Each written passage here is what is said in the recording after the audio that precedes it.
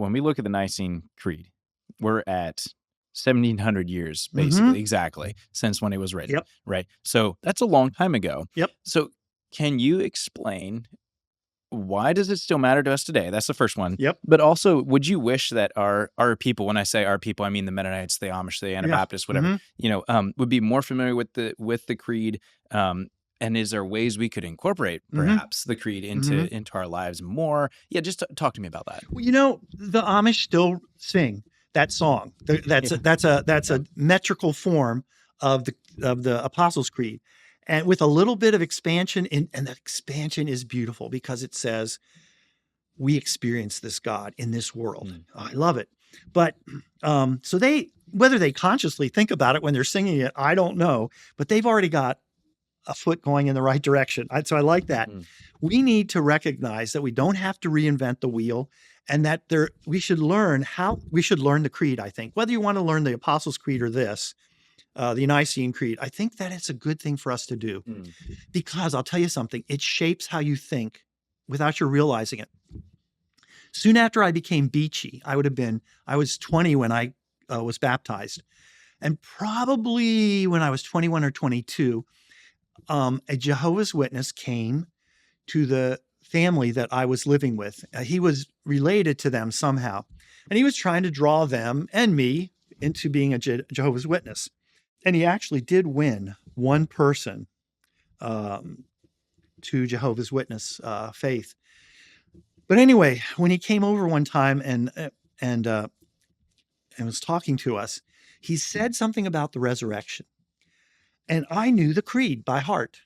And I told him, I don't know why. I can't explain why you're wrong, but I know you are. And the reason I knew it was the church very early on had said, these are the key things. And somehow what he was saying about the resurrection did not match this.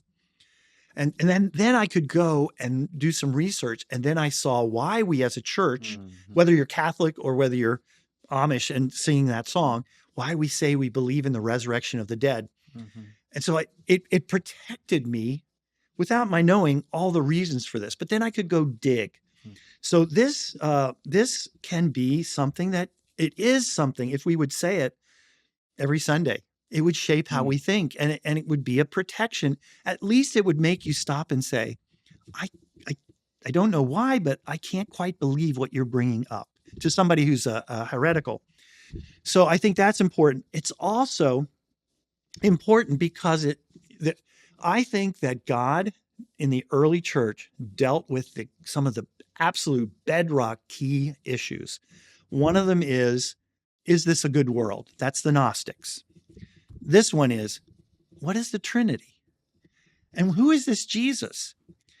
And so I think those are bedrock. And I think God naturally would deal first of all with bedrock issues.